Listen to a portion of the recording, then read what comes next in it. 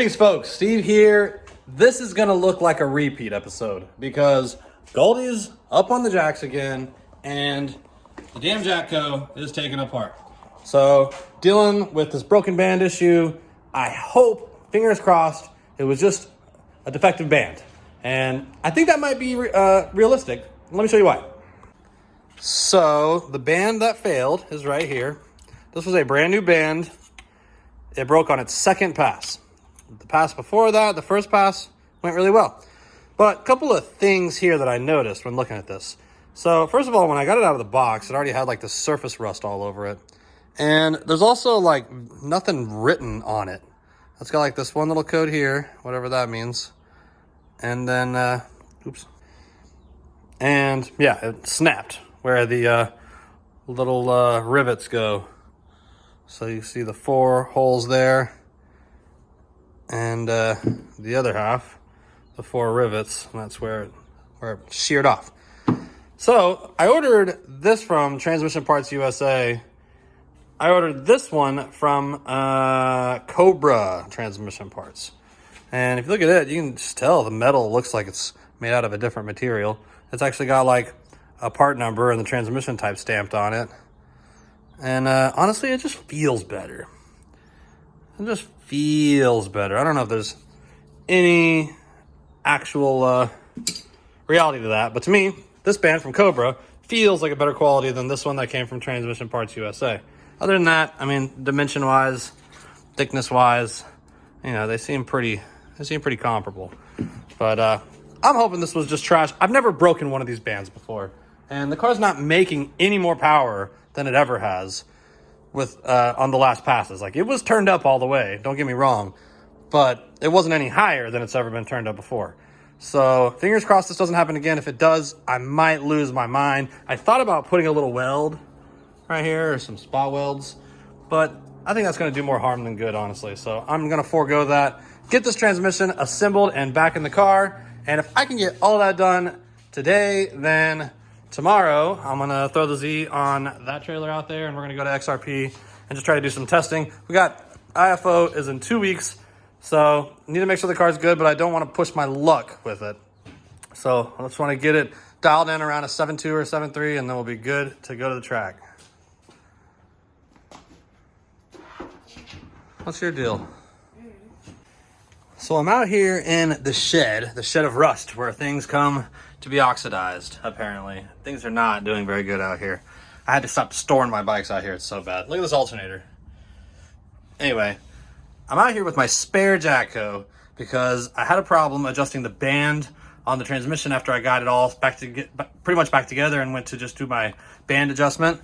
This is the band servo right here, like the piston assembly or servo assembly, whatever you want to call it. And it goes in this hole here. And on my transmission that I'm putting together right now, I couldn't get this stem to adjust properly. It just seemed like something was wrong. So I pulled it out, and what had happened was this piston inside here. I'll show you on my other one. But basically, I'm stealing this whole thing out of this transmission because we had overextended the piston whenever that band snapped, and it had done some damage to the seal on the piston. So I'm not going to be able to reuse that, and I don't have any of those parts here. So I'm out here with my spare trans, just stealing this guy because it's got a good piston, it's got a good seal in it. And yeah, thank goodness I got a spare Jatco hanging around. So here's the new assembly I just got out of the shed, and here is the other one. And so basically, this piston here has a seal on it normally, which is right here now. And it goes into the body of this servo boy. And the way it works is fluid goes into this channel right here, into that hole, and it pushes this piston outward, and that pin, this would be installed like this, and that pin pushes down through this hole and onto our band. So I was setting the adjustment, and I had like the nut all the way down on top here. This was like all the way down, and it still didn't seem tight enough. And so I was like, my first thoughts were, okay, well, new band, maybe the band's just slightly different in length, and I need to just kind of make provisions. What was happening was our thick washer here was bottoming out against the flats on the bottom of the bolt. So you see these flats on the side of the stem there? Well, I added this washer right here, this little gold one, because the washer that belongs here, this big thick one, was bottoming out on the threads. And so I would tighten this all the way down and the whole thing would still spin. I'm like, okay, that doesn't seem right. So I'm like, well, you know, transmission building, you know, you got to figure this shit out. So I put a washer on there just to take up a little more space. And I'm like, you know what? Let's look at this a little closer. I went ahead and pulled this piston out, and the piston, the seal was kind of like pinched out of the edge. Like, you see how this one, the piston's fully seated down here? Well, it was flush, and you could just see a tiny bit of the rubber seal sticking out of the edge. So this definitely wouldn't have worked right. I mean, I would have still had no second, I would have had no second gear when going back together if I hadn't fixed that. And even when I fixed it, I was like, well, maybe the seal's okay, but there's like one little spot that just had a little chew mark on it. And in transmission building, that is a big deal. You know, if you're losing any pressure around a seal, you're gonna have piston apply problems. And this piston happens to apply an already problematic and underpowered and undersized band. So definitely glad that I took the time to rip it apart, rip it all back apart. I had the valve body on. I was about to put the pan on. And after that adjustment. So this is what it should look like. The piston should be flush with this rim, and the stem should be short. So what I had before was the piston was pushed all the way down and the stem was too long to be able to get a proper adjustment. This one's gonna work just fine. I got the valve body in and torqued down, and I'm gonna go ahead and throw the pan and the bell on and find a way to throw it up into this car by myself. So I got the transmission back in the car, but I didn't continue filming because I immediately found something that was wrong and kind of just went straight into diagnosing and trying to figure it out. So after getting the trans back in the car, I did not have third gear. The way that the shift pattern is in the Z is you have first gear, second gear, and then drive.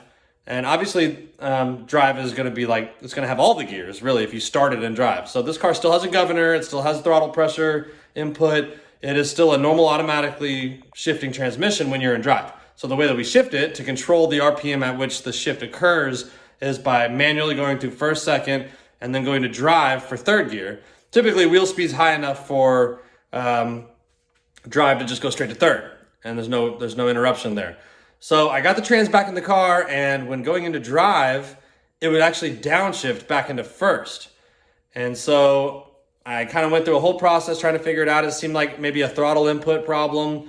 And so I took the car up to the shop that I work at and planned on pulling the trans back apart. But before doing so, I'm like, okay, well, let me make sure I have all the info here. You know, I want to make sure I know what to look for. The last thing you want is to pull a transmission out, tear it down, open it up, and not find anything wrong and just not know exactly what the hell you're even looking for. So I took it for another test drive, and at first the symptoms did persist. In drive, all I had was first gear, kind of regardless of vehicle speed. Like once I reached the speed that it should have shifted to second, it didn't. So I'm like, okay, it seems like the throttle valve might be sticking, the throttle modulator valve. So I'm like, I'm just gonna take it out on the street and just floor it and drive and see what it does. And so I did, and it went all the way up to red line, first gear, sat there for a second, and I just stayed in it just for a second just to see what happens. And then it just seemed to break free. Popped into second, went into third, and then from that moment on, everything was working great. So there was a lot of doubt about this thing when I got it back together, but evidently one of the valves in the valve body just got stuck, probably the throttle modulator valve, or maybe there was some blockage in the governor valve. So it just didn't have the vehicle speed input that it needs to continue shifting towards third gear.